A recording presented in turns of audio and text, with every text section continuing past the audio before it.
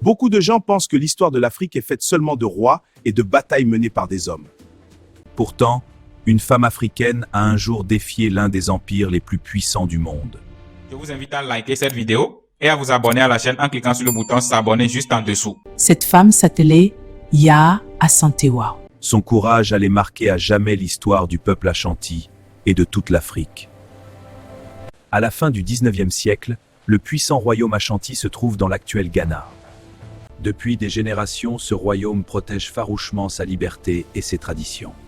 Mais une nouvelle puissance cherche à contrôler la région, l'Empire britannique. Vos taxes étranglent mon peuple. Nous ne pouvons plus le tolérer.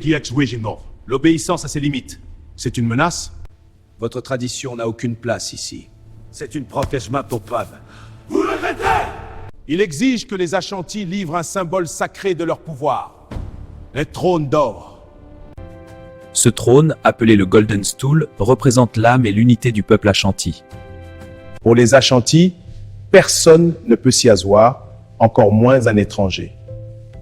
Au nom de Sa Majesté, vous devez vous soumettre. Jamais! C'est un ordre direct!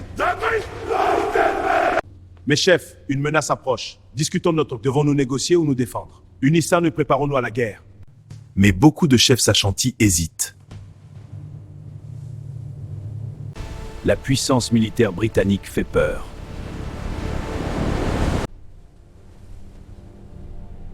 Écoutez-moi, chef de l'Ashanti. Chef Ashanti, le temps du changement est venu, notre avenir dépend de l'unité et de la justice. Ce moment entrera dans l'histoire. Si les hommes Ashanti ont peur de se battre, alors les femmes se lèveront pour défendre leurs terres. Peuple Ashanti, l'heure est venue de notre montée.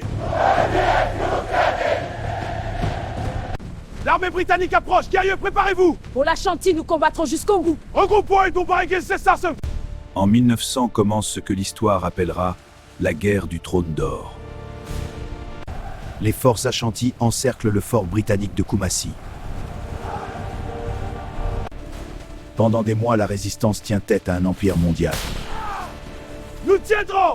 Même si les Britanniques finissent par envoyer des renforts et reprendre le contrôle, le courage de Yaa Asantewaa impressionne le monde.